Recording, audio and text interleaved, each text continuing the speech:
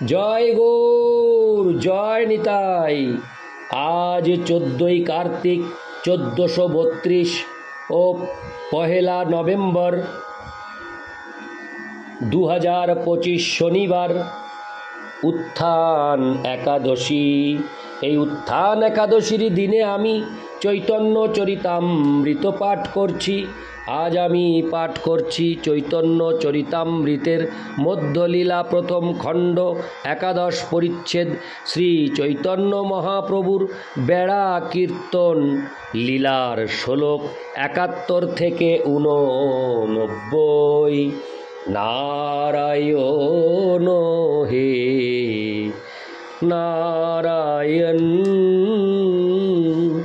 ভবভয় হরিণম নারায়ণ। শ্লোক 71 থেকে 72। ভট্ট কহে অট্টালিকায় করো আরোহণ, গোপীনাথ চিনে সবারে করাবে দর্শন। আমি কাহ নাহি চিনি, চিনিতে মন হয়, গোপীনাথাচার্য সবারে করা যে পরিচয়। শ্লোকার্থ।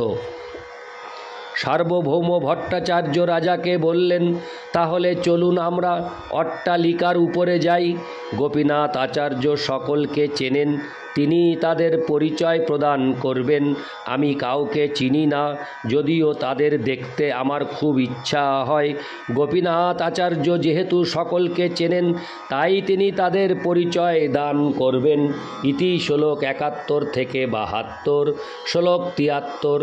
এত বলি তিনজন অট্টালিকায় চড়িল, হেনকালে বৈষ্ণব সব নিকটে আইল। শ্লোকার্থ। তখন তারা তিনজন প্রাসাদের চূড়ায় উঠলেন এবং গৌড়বঙ্গ থেকে সমাগত সমস্ত বৈষ্ণবগণ তখন তাদের নিকটে এলেন। ইতি শ্লোক 73। শ্লোক 74।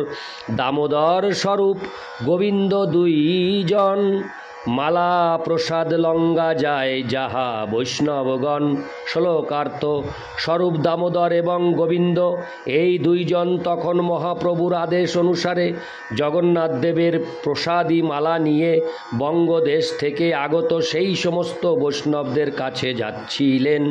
ইতি শ্লোক 74। শ্লোক 75। প্রথমেতে মহাপ্রভু পাঠাইলা দুহারে, রাজা কহে এই দুই কোন চিনাহ আমারে। শ্লোকার্থ। শ্রী চৈতন্য মহাপ্রভু এদের দুজনকে আগে পাঠিয়েছিলেন। তাদের দেখে রাজা জিজ্ঞাসা করলেন, এরা দুজনকে, দয়া করে এদের পরিচয় দান করুন। ইতি শ্লোক 75। শ্লোক 76 থেকে 77। ভট্টাচার্য কহে, এই স্বরূপ দামোদর মহাপ্রভুর হয় ইহ দ্বিতীয় কলেবর, দ্বিতীয় গোবিন্দ ভৃত্য ইহা দোহা দিয়া, মালা পাঠাঙ্গাচ্ছেন প্রভু গৌরব করিয়া। শ্লোকার্থ। সার্বভৌম ভট্টাচার্য বললেন, ইনি হচ্ছেন স্বরূপ দামোদর, শ্রী চৈতন্য মহাপ্রভুর দ্বিতীয় কলেবর, আর দ্বিতীয়জন হচ্ছেন গোবিন্দ, শ্রী চৈতন্য মহাপ্রভুর সেবক। এদের দুজনকে দিয়ে মহাপ্রভু গৌড় থেকে আগত বৈষ্ণবদের সম্মান প্রদর্শন করার জন্য মালা পাঠিয়েছেন। ইতি শ্লোক 76 থেকে 77। শ্লোক 78। আদৌ মালা অদ্বৈতেরে স্বরূপ পরাইল, পাছে গোবিন্দ দ্বিতীয় মালা আনি তারে দিল। শ্লোকার্থ। প্রথমে স্বরূপ দামোদর অদ্বৈত আচার্যকে মালা পরালেন, তারপর গোবিন্দ এসে অদ্বৈত আচার্যকে দ্বিতীয় মালাটি দিলেন। ইতি শ্লোক 78। শ্লোক 79। তবে গোবিন্দ দণ্ডবৎ কইল আচার্যেরে, তারে নাহি চিনে আচার্য পুছিল দামোদরে। শ্লোকার্থ।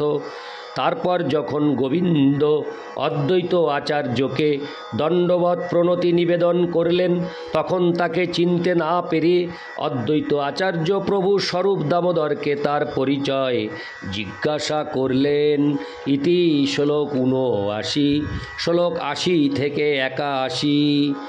দামোদর কহে ইহার গোবিন্দ নাম, ঈশ্বরপুরীর সেবক অতি গুণবান।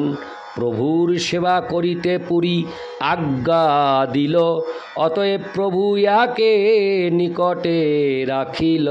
শ্লোকার্থ। স্বরূপ দামোদর তাকে বললেন, ইনি গোবিন্দ। পূর্বে ইনি ঈশ্বরপুরীর সেবক ছিলেন। ইনি অত্যন্ত গুণবান। শ্রীপাদ ঈশ্বরপুরী অপ্রকট হওয়ার সময় তাকে নির্দেশ দিয়ে গিয়েছেন শ্রী চৈতন্য মহাপ্রভুর সেবা করতে। তাই মহাপ্রভু একে তার কাছে রেখেছেন। ইতি শ্লোক ৮০ থেকে ৮১। শ্লোক ৮২। রাজা কহে যারে মালা দিল দুইজন, আশ্চর্য তেজ বড় মহান্ত, কহ কোন জন। শ্লোকার্থ। রাজা জিজ্ঞাসা করলেন, স্বরূপ দামোদর এবং গোবিন্দ যাকে মালা দিলেন তিনি কে? তার দেহ এক অপূর্ব জ্যোতিতে উদ্ভাসিত। তিনি নিশ্চয়ই কোনো মহাপুরুষ হবেন। দয়া করে আপনি বলুন ইনি কে? ইতি শ্লোক ৮২। শ্লোক ৮৩। আচার্য কহে ইহার নাম অদ্বৈত আচার্য, মহাপ্রভুর মান্যপাত্র সর্বশিরোধার্য।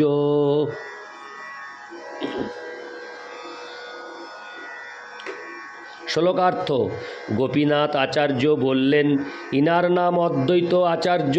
শ্রী চৈতন্য মহাপ্রভুও ইনাকে মান্য করেন এবং তাই তিনি হচ্ছেন সর্বশ্রেষ্ঠ ভক্ত। ইতি শ্লোক ৮৩।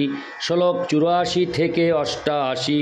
শিবাস পণ্ডিত ইহ পণ্ডিত বক্রেশ্বর, বিদ্যানিধি আচার্য ইহ পণ্ডিত গদাধর। আচার্য রত্ন ইহ পণ্ডিত পুরন্দর, গঙ্গাদাস পণ্ডিত ইহ পণ্ডিত শঙ্কর। এই মুরারি গুপ্ত ইহ পণ্ডিত নারায়ণ, হরিদাস ঠাকুর ইহ ভুবন পাবন। এই হরিভট্ট এই শ্রী নৃসিংহানন্দ, এই বাসুদেব দত্ত এই শিবানন্দ। গোবিন্দ মাধব ঘোষ এই বাসু ঘোষ। তিন ভাইর কীর্তনে প্রভু পায়েন সন্তোষ। শ্লোকার্থ। ইনি শিবাস পণ্ডিত, উনি বক্রেশ্বর পণ্ডিত, তারপর উনি বিদ্যানিধি আচার্য এবং উনি গদাধর পণ্ডিত। এইভাবে গোপীনাথ আচার্য একে একে সমস্ত ভক্তদের দেখাতে লাগলেন। আচার্য রত্ন, পুরন্দর পণ্ডিত, গঙ্গাদাস পণ্ডিত, শঙ্কর পণ্ডিত, মুরারি গুপ্ত, নারায়ণ পণ্ডিত, ভুবন পাবন হরিদাস ঠাকুর, হরিভট্ট, শ্রী নৃসিংহানন্দ, বাসুদেব দত্ত, শিবানন্দ সেন, গোবিন্দ ঘোষ, মাধব ঘোষ, বাসু ঘোষ। এই তিন ভাইয়ের কীর্তনে মহাপ্রভু গভীর আনন্দ আস্বাদন করেন। তাৎপর্য: গোবিন্দ ঘোষ উত্তর রাঢ়ীয় কায়স্থ কুলে প্রকটিত হয়েছিলেন। তিনি ঘোষ ঠাকুর নামে পরিচিত। আজও কাটোয়ার কাছে অগ্রদ্বীপে ঘোষ ঠাকুরের মেলা হয়। বাসু ঘোষ শ্রী চৈতন্য মহাপ্রভুর সম্বন্ধে বহু গীত রচনা করেছেন এবং সেগুলি মহাজন গীতের মধ্যে অগ্রগণ্য। নরোত্তম দাস ঠাকুর, ভক্তি বিনোদ ঠাকুর, লোচন দাস ঠাকুর, গোবিন্দ দাস ঠাকুর এবং অন্যান্য মহান বৈষ্ণবদের রচিত গীতকে মহাজন গীতি বলা হয়। ইতি শ্লোক ৮৪ থেকে ৮৮। শ্লোক ৮৯। রাঘব পণ্ডিত ইহ আচার্য নন্দন, শ্রীমান পণ্ডিত এই শ্রীকান্ত নারায়ণ। শ্লোকার্থ: ইনি রাঘব পণ্ডিত, ইনি আচার্য নন্দন, উনি শ্রীমান পণ্ডিত, তারপর শ্রীকান্ত এবং তার পাশে নারায়ণ।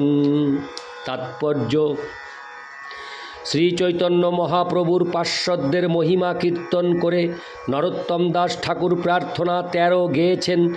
গৌরাঙ্গেরও সঙ্গীগণে নিত্য সিদ্ধ করি মানে সে যায় ব্রজেন্দ্র সুত পাশ। অর্থাৎ শ্রী চৈতন্য মহাপ্রভুর সঙ্গীদের যারা নিত্য সিদ্ধ বলে জানেন তারা এই জড় জগতের বন্ধন থেকে মুক্ত, তারা অচিরেই ব্রজেন্দ্র নন্দন শ্রীকৃষ্ণের কাছে ফিরে যাবেন, কেননা তারা সর্বক্ষণ ভগবানের সেবায় যুক্ত। যারা দিনের মধ্যে 24 ঘণ্টাই ভগবানের সেবায় যুক্ত থাকেন এবং কখনো ভগবানকে ভুলে যান না, তাদের বলা হয় নিত্য সিদ্ধ। সে সম্পর্কে শ্রীল রূপ গোস্বামী ভক্তি রসামৃত সিন্ধুতে 1-2-187 বলেছেন, ইহা যস্য হরের দাস্যে কর্মণা মনসা গিরা নিখিলাস্যোপবস্তাসু জীবন মুক্ত স উচ্চতে। যিনি তার দেহ মন এবং বাক্যের দ্বারা শ্রীকৃষ্ণের সেবা করেন তিনি এই জড় জগতে তথাকথিত জড় জাগতিক কার্যকলাপে থাকলেও জীবনমুক্ত বলে বিবেচিত হন। ভক্ত সবসময় চিন্তা করেন কিভাবে তিনি আরও ভালো করে শ্রীকৃষ্ণের সেবা করবেন এবং কিভাবে আরও ভালো করে শ্রীকৃষ্ণের নাম গুণ রূপ লীলা ইত্যাদির মহিমা সারা জগৎ জুড়ে প্রচার করবেন। যিনি নিত্য সিদ্ধ তার পৃথিবী জুড়ে ভগবানের মহিমা প্রচার করা ছাড়া কোনো কাজ নেই। এই ধরনের ভক্ত ইতিমধ্যেই শ্রী চৈতন্য মহাপ্রভুর পার্শ্বদত্ত লাভ করেছেন। তাই নরোত্তম দাস ঠাকুর গেয়েছেন, নিত্য সিদ্ধ করি মানে কখনোই মনে করা উচিত নয় শ্রী চৈতন্য মহাপ্রভু যেহেতু 500 বছর আগে এই জগতে উপস্থিত ছিলেন, তাই কেবল যারা তার সঙ্গে ছিলেন তারাই শুধু মুক্ত। পক্ষান্তরে শ্রীল নরোত্তম দাস ঠাকুর বলেছেন, শ্রী চৈতন্য মহাপ্রভুর নির্দেশ অনুসারে যিনি ভগবানের নামের মহিমা প্রচার করছেন তিনি নিত্য সিদ্ধ। যে সমস্ত ভক্ত ভগবানের মহিমা প্রচার করেছেন তাদের নিত্য সিদ্ধ বলে সম্মান প্রদর্শন করা উচিত এবং কখনোই তাদের বদ্ধ বলে মনে করা উচিত নয়। মাংচ জোহব্যভিচারেণ ভক্তিযোগেন সেবতে সগুণান সমতীতৈতান ব্রহ্মভুয়ায় কল্পতে। ভগবদ্গীতা 14:26। যিনি জড়া প্রকৃতির স্তর অতিক্রম করেছেন তিনি ব্রহ্মস্তরে অধিষ্ঠিত, সেটি নিত্যসিদ্ধ স্তর। নিত্যসিদ্ধ জীব ব্রহ্মভূত স্তরে নিষ্ক্রিয় থাকেন না, তিনি সেই স্তরে সক্রিয় হন, অর্থাৎ সেই স্তরেও ভগবানের সেবা করতে থাকেন। কেবলমাত্র শ্রী চৈতন্য মহাপ্রভুর সঙ্গীদের নিত্যসিদ্ধ বলে মনে করার ফলে অনায়াসে ভগবদ্ধামে ফিরে যাওয়া যায়। ইতি শ্লোক 89। নারায়ণ হে নারায়ণ ভবভয় হরিণম নারায়ণ। জয় গৌর, জয় নিতাই।